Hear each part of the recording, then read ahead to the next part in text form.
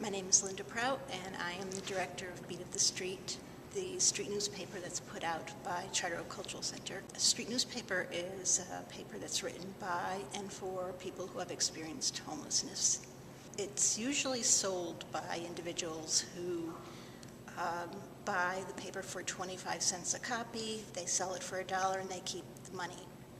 We do it a little bit differently here, and that is we built the paper to be an informative document that lets people know about services that are available for the homeless, but it also gives them a voice. We pay people to write stories that get printed in the newspaper, and that hasn't always been the case. I'm jumping a little bit ahead, but it is, what we do is we offer opportunities to people who are experiencing homelessness, and instead of having them on the street trying to sell the paper and experience a rejection because people don't want to buy it or they walk on by, we instead offer unique opportunities for people to get involved in any number of activities. And it all started through the newspaper.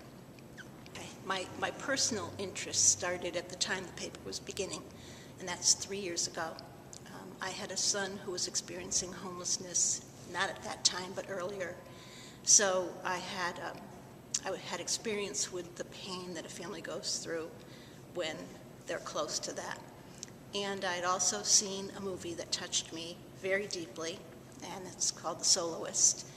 And between those two things in my life and reading an article that Susan Campbell wrote about this newspaper that was starting up, I felt called to get involved right at the beginning. So I did.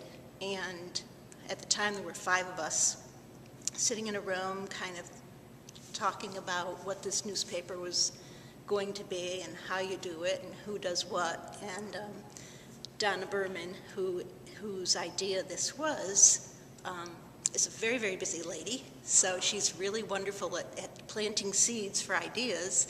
And then she made it very clear that she wanted this to grow from the folks who were experiencing homelessness and be their story and be their paper, and not be something that the administrative people decided how this is going to work. So it really was a grassroots endeavor. And we worked really hard at the beginning establishing relationships with service providers. Mm-hmm. We made the papers available through shelters, through soup kitchens, service providers, churches, synagogues, and we just delivered the papers for free. Initially, we had, I think in our first run, 100 or 200 papers that were Xeroxed and stapled together, and we brought them wherever we could find a place to leave them. And the response was good, but we worked really hard going door to door and introducing the paper, and the people that were meeting, writing articles, and it went from every quarterly document. Very quickly it went into a real newspaper, and after its first, well, it's gotten to the point where right now, today we got 5,500 copies of the paper in, and we are distributing monthly. So that is a big change from 100 or 200 every quarter to 5,500 every month. We have given hope to a lot of people. We just encourage wherever we can reach out and talk to folks who are really struggling, who don't have housing or are in danger of losing housing. They're reading stories that touch them. They're reading stories by people, their friends or themselves, or so they know that we're a friend as an organization and as an activity. We're a place where they can go, and we invite folks to come in, and we don't ask questions as to what's your story, what's your baggage, do you belong here or not belong here. If anybody decides they walk in the door and they want to get involved, they belong here.